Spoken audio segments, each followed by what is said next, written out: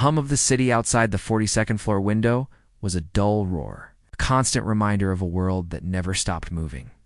Inside the apartment, however, the silence was heavy. It wasn't the peaceful kind of silence that comes after a long day. It was the kind that felt like a thick fog, making it hard to breathe. Claire stood at the kitchen island, her fingers tracing the edge of a sleek, black leather folder. Inside that folder was the draft for the acquisition, the culmination of 18 months of missed dinners, forgotten birthdays, and sleepless nights. The number at the bottom of the final page was staggering. $33 million. It was the kind of money that changed generations. It was the kind of money that was supposed to fix everything. Are you even hearing me? The voice came from the living room. It was flat, exhausted, and stripped of the warmth it used to carry. Claire looked up to see David standing by the bookshelf. He wasn't looking at her. He was looking at a framed photo of them from 5 years ago, taken on a hiking trip where they both looked sun-kissed and genuinely happy. "I heard you, David," Claire said softly.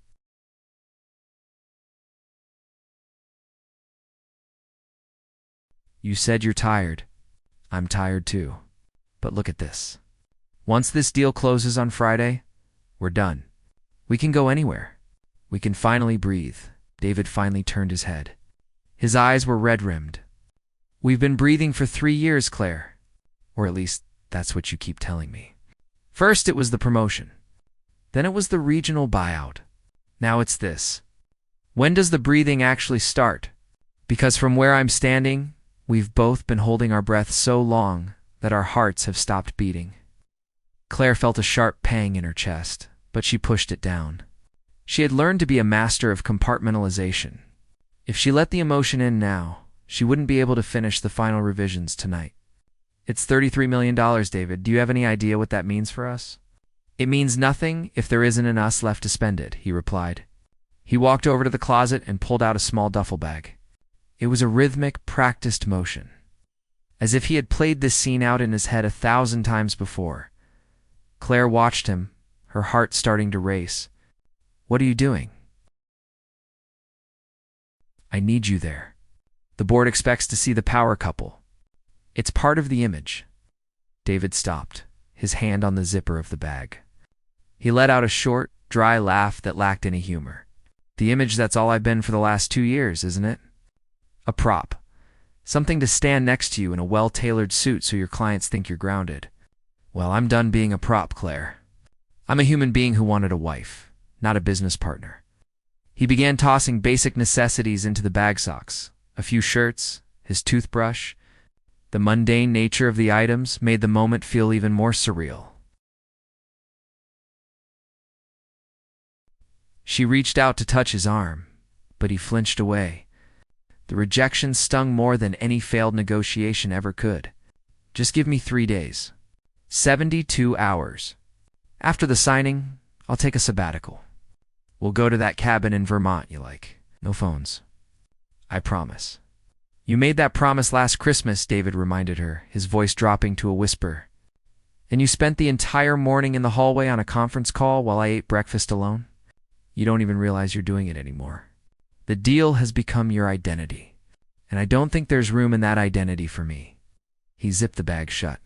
The sound was final, like a gavel hitting a mahogany desk. "If you walk out that door tonight," Claire said, her voice turning cold as a defense mechanism, "don't expect me to wait. I have the biggest moment of my life happening in 48 hours. I won't let you ruin this for me." David looked at her with a profound sense of pity that made her skin crawl. "I'm not trying to ruin it, Claire. I'm trying to survive it. Enjoy your $33 million. I hope it keeps you warm at night." He didn't slam the door. He closed it gently, which somehow felt worse. The click of the lock echoed through the expensive, empty apartment. Claire stood frozen in the middle of the room. She looked at the leather folder on the kitchen island. For months, she had imagined this moment the night before the final push as a celebration. She thought they would be opening a bottle of expensive champagne. Instead, the only sound was the hum of the refrigerator. She sat down at the island and opened the folder. The numbers were still there. The figures were perfect. The legal language was airtight. She was about to become one of the most powerful women in her industry. She had one. But as she picked up a pen to make a final correction, her hand shook. She forced herself to focus. She told herself that David would come back once the stress died down. He just needed space. Men like him didn't understand the pressure of this world. He was a teacher. He dealt with children and textbooks.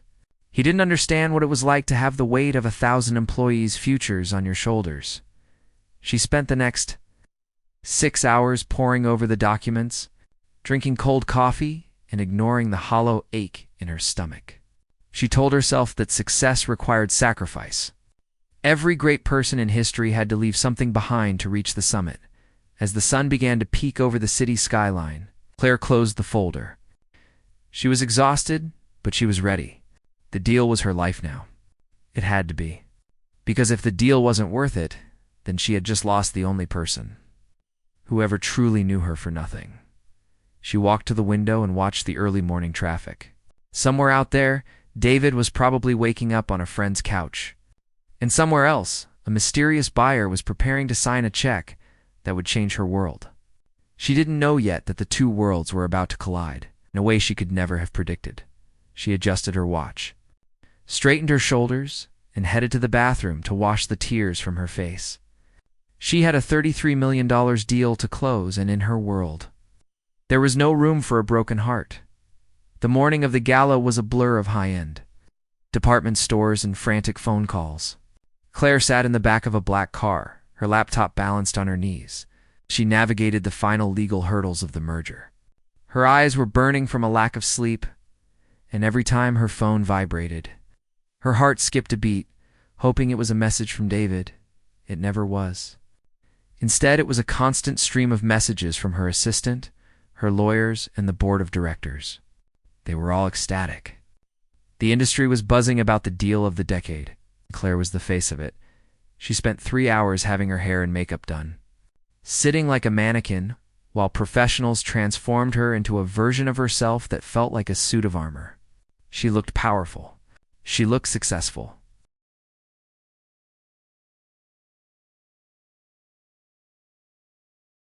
The sadness in her eyes was buried under layers of expensive concealer, and her smile felt like something she had practiced in front of a mirror until it became a reflex. When she arrived at the Venue Grand Hotel ballroom, dripping with crystal chandeliers and the scent of Leitha noise was overwhelming. Cameras flashed as she walked the red carpet. People she barely knew shook her hand and leaned in to whisper their congratulations. She played the part perfectly. She laughed at the right times. She gave insightful quotes to the journalists. And she moved through the room with the grace of someone who owned it. "You look stunning," Claire, a senior partner, said, handing her a glass of sparkling water. "But where's that husband of yours? I thought he'd be here to witness your crowning achievement." Claire's throat tightened. She took a sip of water, the bubbles stinging her tongue. "Yes. Not feeling well?" She lied, the words feeling like ash in her mouth. "The flu has been going around. He insisted I come and represent us both." The partner nodded, satisfied with the answer, and moved on to the next person. Claire leaned against a marble pillar, feeling a wave of nausea. She realized she had spent the last 5 years crafting a narrative of a perfect life, and now that the foundation had crumbled, she was terrified of anyone seeing the cracks. The highlight of the evening was supposed to be the arrival of the representative from the buying firm. Up until this point, all communications had gone through a middleman, a law firm out of London that specialized in keeping their clients anonymous. Rumors were flying through the ballroom. Some said it was a tech billionaire from overseas. Others thought it was a rival corporation looking to absorb Claire's company quietly. Around 10 p.m., the atmosphere in the room shifted. The CEO of Claire's firm took the stage and tapped the microphone. "Ladies and gentlemen," he announced, his voice booming with pride, "tonight is not just about a sale. It's about the future. We are honored to welcome the principal investor of the group that will be taking us into the next era. He has asked for privacy tonight, but his legal team has informed us that he will be arriving shortly to review the final execution documents in the private lounge." Claire felt a surge of adrenaline. This was it. She excused herself from a group of investors and made her way toward the private suite at the back of the hall. Two security guards stood outside the heavy oak doors. They checked her ID and nodded, stepping aside to let her pass. The lounge was a sharp contrast to the noisy ballroom. It was dimly lit, filled with the scent of old books and expensive leather.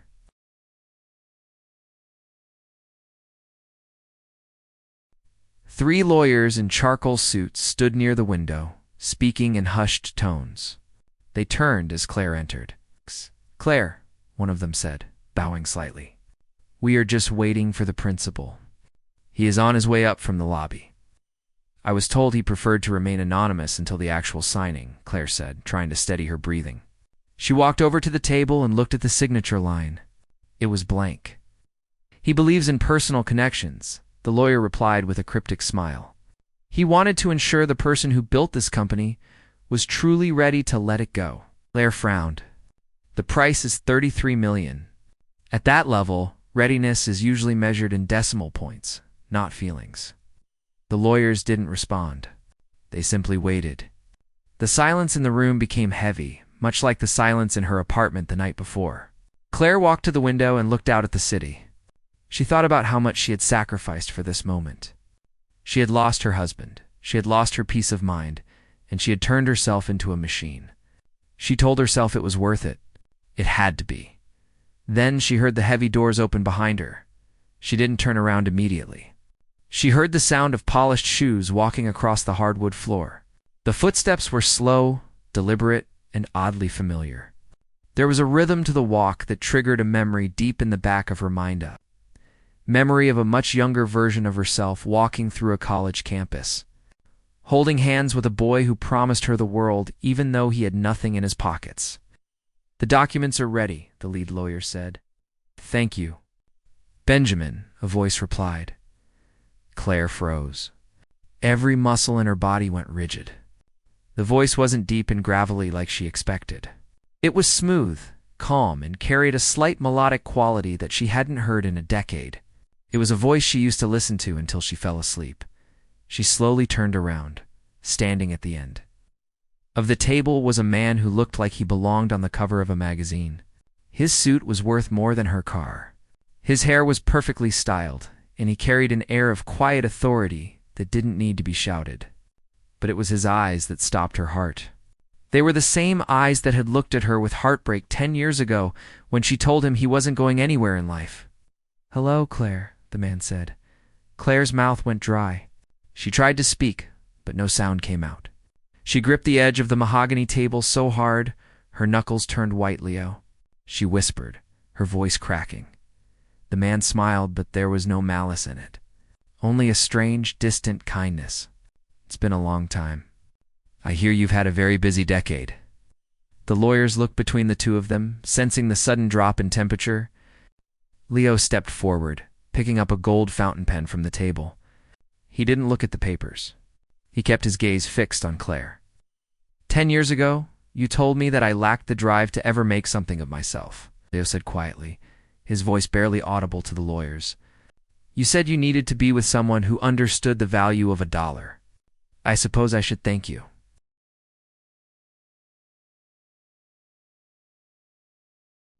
Claire felt the room spinning. This was the boy she had left because he wanted to be an artist. This was the boy she had ridiculed for wanting a simple life. And now, he was the one holding the check for $33 million. He wasn't just a participant in her success. He was the owner of it. He leaned over the table and signed his name in a bold, fluid motion. The scratching of the pen on the paper sounded like a roar in Claire's ears. He closed the folder and handed the pen back to his lawyer. "The funds will be transferred at midnight," Leo said, checking his watch.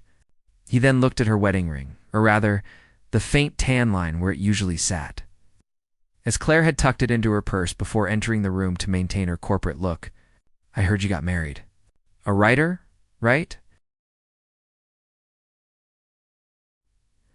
Claire couldn't find the words to tell him that her marriage had ended less than 24 hours ago.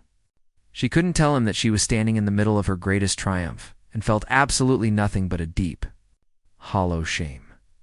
Leo nodded to the room, turned on his heel, and walked out the door without looking back. Claire stood in the silence of the lounge, surrounded by $33 million worth of paper.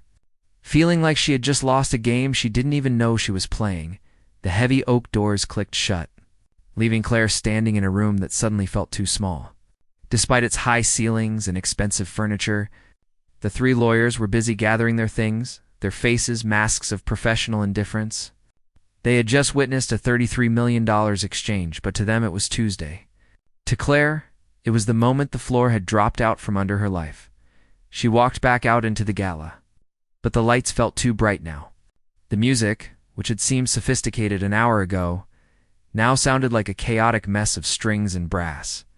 Every person who came up to her to offer a congratulations or a "you did it" felt like a ghost. She nodded and smiled, her face muscles aching from the effort, but her mind was stuck in that lounge. She kept seeing Leo's face, the way he had matured, the way he carried himself, and most of all, the way he had looked at her. It wasn't the look of a man who was still in love, and it wasn't the look of a man who was angry. It was the look of a man who had moved on so completely that she was nothing more than a footnote in his success story. She couldn't stay. She grabbed her coat from the cloakroom and slipped out a side exit, ignoring the calls from her colleagues.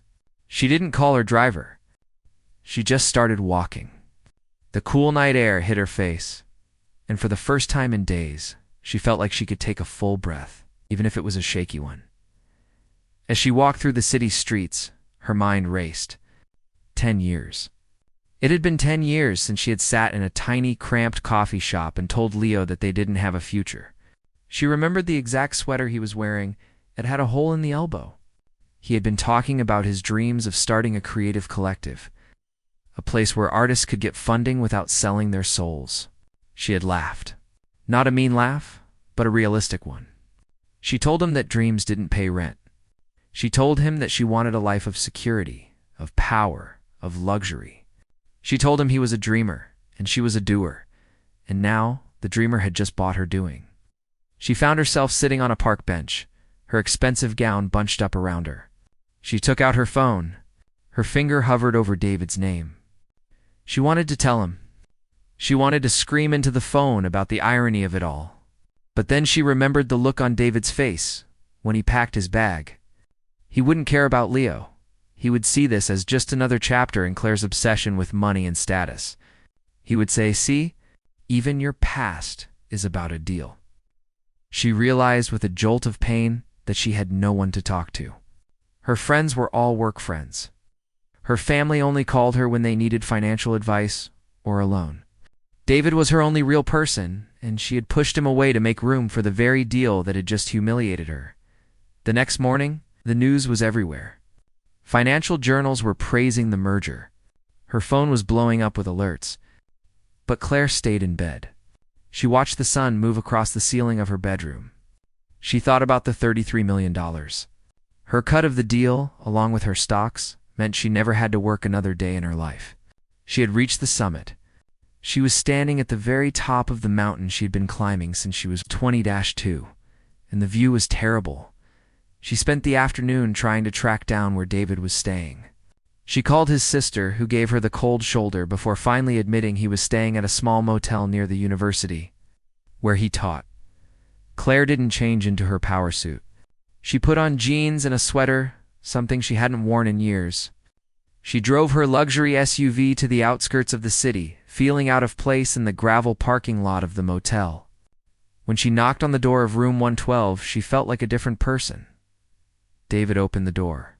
He was wearing an old t-shirt and holding a plastic cup of coffee. He didn't look surprised to see her, just tired. "The deal closed," she said, her voice small. "I saw it on the news," David replied. "Congratulations, Claire.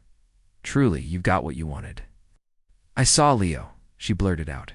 David stepped back, letting her into the room. It smelled like stale cigarettes and cheap cleaner, but he had his books neatly stacked on the desk. "Who's Leo?" "A man from my past. Before you. He was the buyer, David. He was the principal behind the $33 million. He bought my company just to show me that he could." David sat on the edge of the bed and sighed. "And how does that make you feel? Victorious? Because you sold it for a high price? Or angry because he has more than you? Neither, Claire said, sitting in the only chair in the room. It makes me feel like I've been chasing the wrong things for a decade. I broke my own heart 10 years ago to find success. And then I broke our marriage yesterday to protect that same success. And the whole time the person I thought was a failure was outperforming me in every way that matters. David looked at her for a long time. Leo isn't the problem, Claire. And the $33 million isn't the problem. The problem is that you think life is a scoreboard.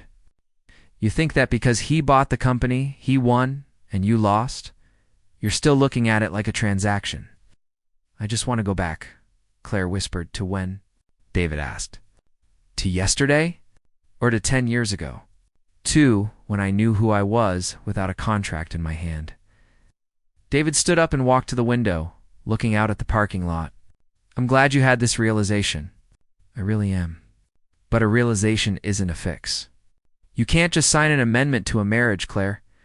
I need time to figure out if I even like the person you are when you aren't closing, Claire. She left the motel feeling even more hollow than before. She drove back to the city, but she didn't go home. She drove to the office building of Ethelgard Holdings. She didn't have an appointment. But she walked past the receptionist with an air of someone who belonged there. She reached the top floor and waited by the glass doors of the executive suite. An hour passed. Then 2.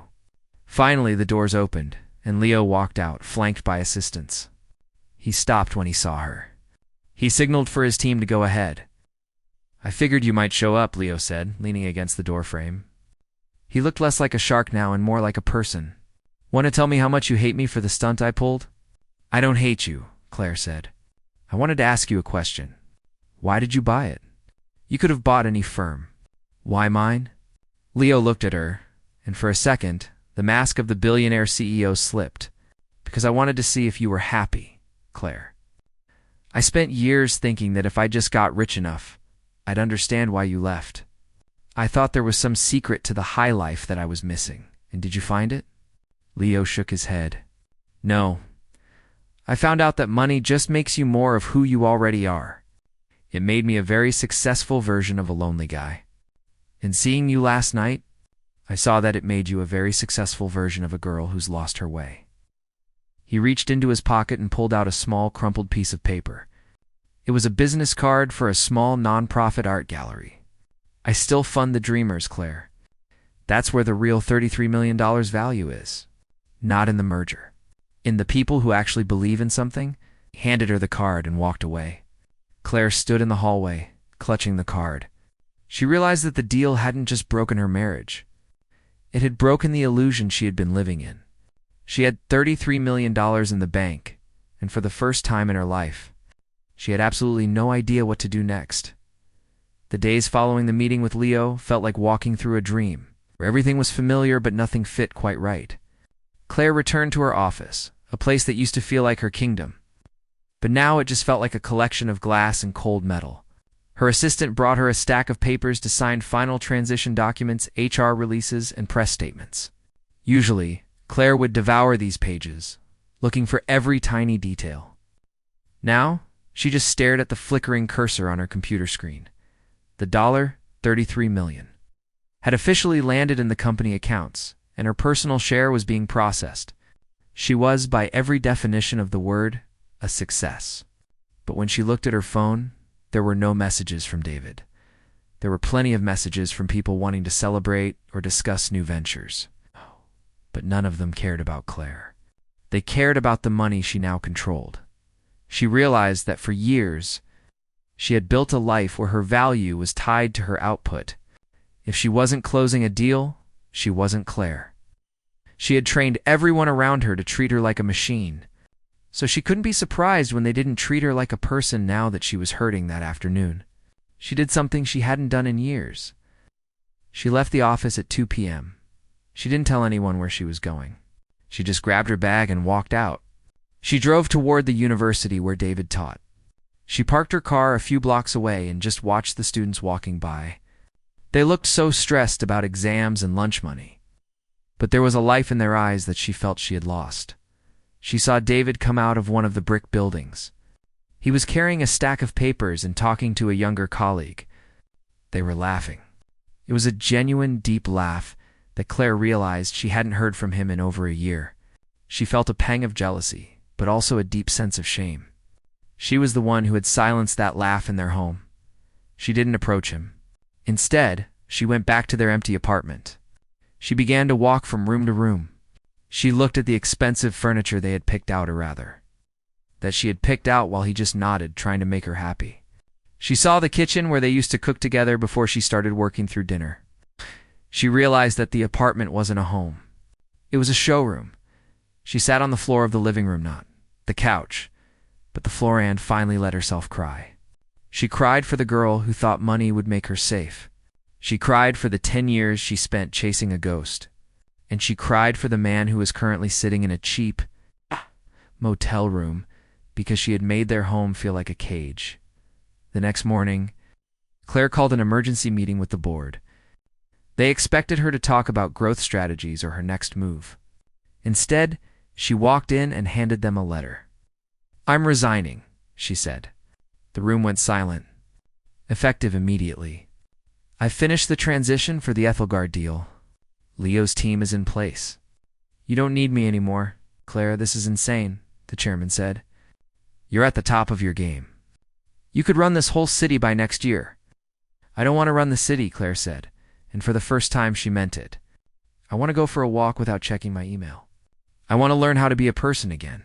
She walked out of the boardroom without waiting for a response. As she descended in the elevator, she felt a weight lifting off her shoulders.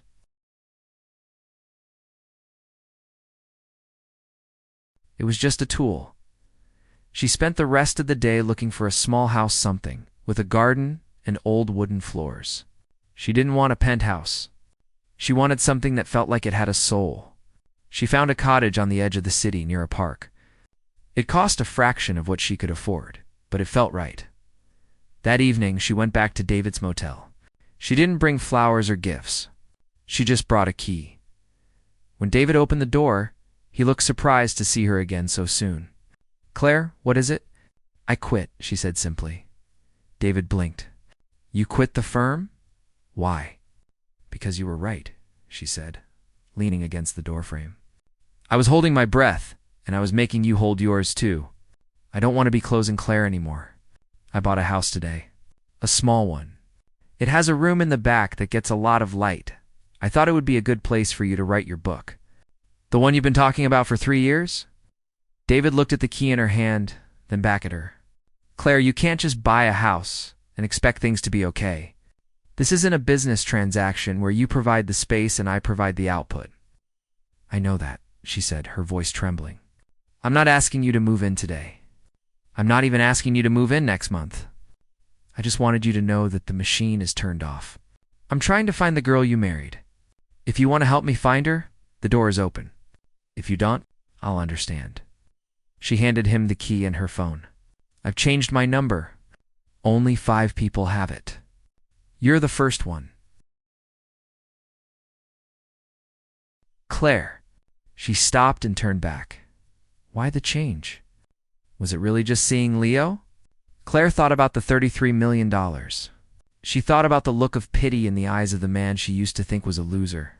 She thought about the empty penthouse and the cold coffee. She said,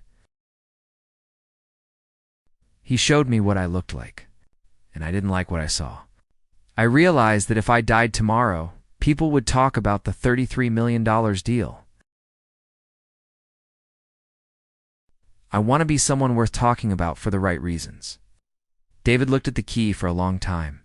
He didn't say yes, and he didn't say no, but he didn't give the key back. Claire drove away feeling a strange mix of fear and hope.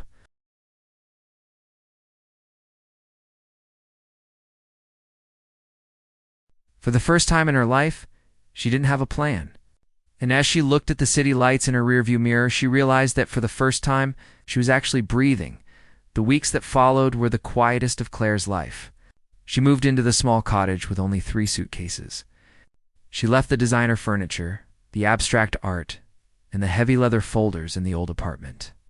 She didn't even sell them. She just told the building manager to donate everything to a local shelter.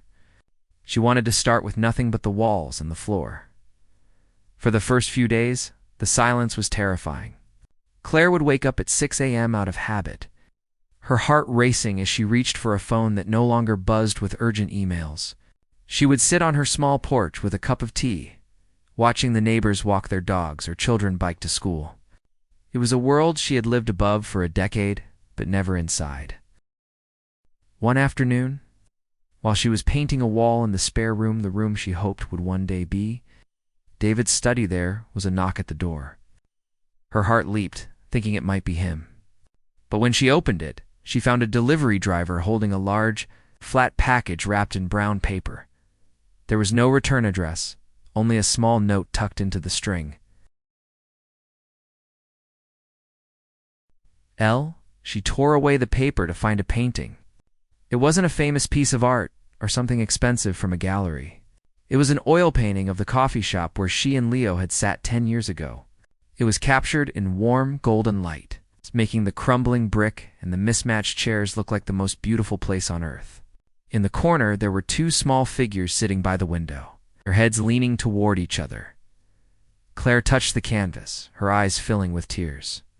Leo hadn't sent it to win her back or to brag. He had sent it to remind her that even before the $33 million, there was value in their lives. He was giving her back a piece of her own history that she had tried so hard to bury. She hung the painting in the living room, the first thing anyone would see when they entered. 2 more weeks passed. Claire started volunteering at a local community center. It wasn't high stakes, and there were no champagne toasts. But when a young woman successfully opened her bakery because of Claire's advice, the feeling of pride was deeper than any corporate bonus she had ever received.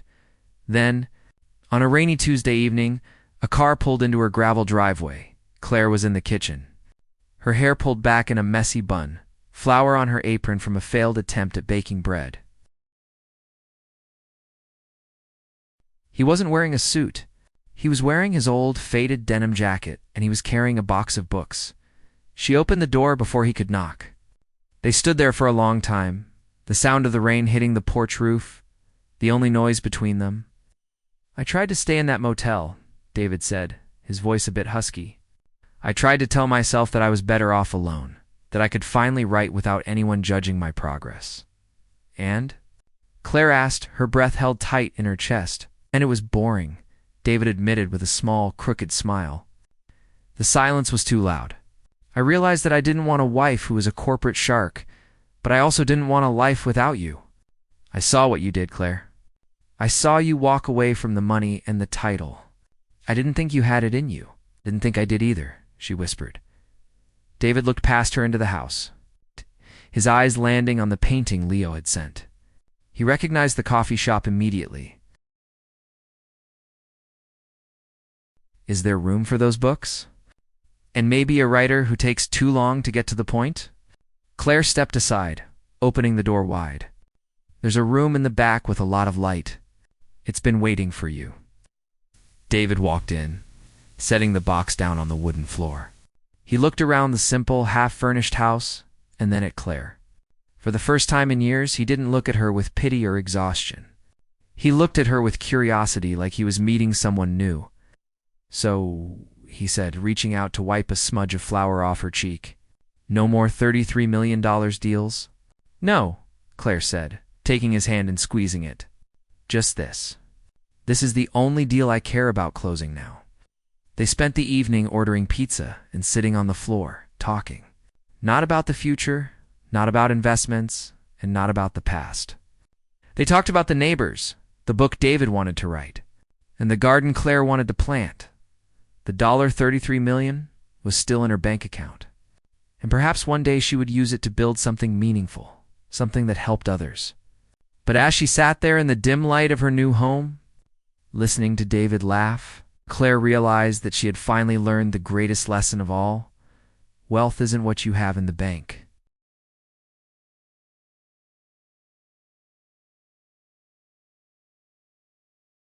But it was the person who stayed for the silence who finally gave her a voice. The transition from a life governed by the ticking clock of the stock market to one governed by the rising sun was not as easy as Claire had hoped. Even with David back in the house, there were moments when the old Claire, the one who needed to win, the one who measured her worth by the size of the obstacles she overcame, would wake up in the middle of the night. She would find herself staring at the ceiling, wondering if she had made a mistake.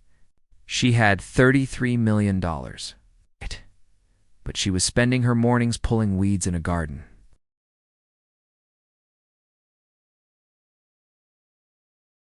It wasn't an email. It was a physical envelope, thick and cream-colored, with a wax seal that felt like a relic from another century. Inside was an invitation to a private summit in a quiet town in the mountains. The invitation didn't mention money, and it didn't mention mergers. It simply said, "For those who have reached the top and found it empty." Claire showed the letter to David over breakfast. They were sitting at a small wooden table they had found at a local flea market. It was scratched and uneven, but it felt more real than the glass table in her old penthouse ever had. "Do you think it's from Leo?" David asked, sipping his coffee. "It doesn't say," Claire replied, tracing the letters on the page. "But the wording feels like him, or at least the version of him I met in that boardroom. Are you going to go?" David looked at her closely. He wasn't worried that she would leave him again. He was worried that she would get pulled back into the whirlpool of high-stakes corporate life. He knew that Claire was a person who needed a mission, and a garden wasn't quite enough to satisfy the fire in her heart. "I think I have to," Claire said, "not to get a job. But because I still feel like I'm holding my breath, I need to know what people like Leo do when they don't have anything left to prove." 2 days later, Claire drove up the winding mountain roads. The air grew thinner and colder, and the towering pines seemed to close in around the car. The summit was held at an old stone lodge that looked more like a library than a hotel. There were no cameras, no press, and no assistants running around with tablets. There were only about a dozen people, all of them sitting in a circle of leather chairs by a massive fireplace. She saw Leo immediately. He was dressed in a simple wool sweater, leaning back with a book in his lap. He didn't stand up when she entered, but he smiled. It was a warm, genuine smile that reached his eyes. "You made it," he said. "I wasn't sure I was invited," Claire admitted. Taking a seat in an empty chair, the group was a mix of people Claire recognized from the news, a retired tech founder, and a man who had sold his hedge fund for billions, but they weren't talking about profits. They were talking about legacy. They were talking about the weight of carrying so much resources and the fear that they had wasted their best years building things that didn't actually matter. For 3 days, they didn't talk about business once. They hiked in the woods, they cooked meals together, and they shared stories of their biggest failures, not the financial ones, but the human ones. Claire spoke about David. She spoke about the night she almost let him walk out for good because she was too busy checking a spreadsheet. She spoke about the shame of being successful and lonely at the same time. On the final night, Leo walked with her out to a wooden pier overlooking a dark, still lake. The stars were so bright they reflected on the water like diamonds. "Everyone thinks the $33 million deal was the climax of your story," Claire, Leo said, his voice soft in the night air. "But it wasn't. It was just the prologue. The real work starts now." "What work?" Claire asked. "I don't want to run a company again, Leo. I don't want to be that person." "You don't have to be," he replied. "But you have a gift for seeing how the world works. You know how to build things. Why not build something that actually fixes a problem? There are thousands of people with brilliant ideas who will never get a chance because they don't know how to speak the language of the boardrooms you used to live in." He handed her a small folder. This one wasn't leather. It was made of recycled paper. Inside were the stories of 10 people, teachers, doctors, and community leaders who had ideas for schools, clinics, and local projects but lacked the funding and the strategy to make them real. "I bought your company because I wanted to see if you were still there," Leo said. "And you were—" "You walked away. Now I'm offering you a different kind of deal. No commissions, no stock options. Just the chance to use that $33 million to make sure these 10 people don't have to sacrifice their lives the way we did." Claire looked at the faces in the folder. They weren't assets, or people. When she returned home, she didn't go back to the old Claire. She stayed in the cottage. She kept the garden. But every morning after David finished his writing, they would sit together in the sun-drenched room and look through the folders. They started a small foundation, not a corporate one, with a big glass office, but a quiet one run out of their spare room. She used her money to fund a school for kids who wanted to learn trades, a clinic that didn't charge for checkups, in a program that helped writers like David get their first books, published without losing their rights. A year after the deal, Claire was walking through a park when she saw a woman sitting on a bench, looking stressed and typing furiously on a laptop. She looked exactly like Claire used to look: expensive suit, tired eyes, and a phone that wouldn't stop ringing. Claire stopped and sat down on the other end of the bench. She didn't say who she was. She just reached into her bag and offered the woman a piece of fruit she had picked from her own garden. "Take a breath," Claire said gently. "It's a beautiful day. The world won't fall apart if you look at the trees for 5 minutes." The woman looked at her, confused, but she took the fruit. For a second, the frantic typing stopped. Claire walked away, her heart feeling light. She realized that she had finally closed the most important deal of her life. She had traded a life of power for a life of purpose. She had $33 million, but for the first time, she knew that the number didn't define her. She was Claire, a wife, a gardener, a neighbor, and a person who finally knew the value of a single, quiet moment. She walked back to her small cottage, where David was waiting with a fresh pot of coffee and a new chapter of his book. As she opened the gate, she looked at the painting of the coffee shop in her window. She wasn't speechless anymore. She had a whole new story to tell.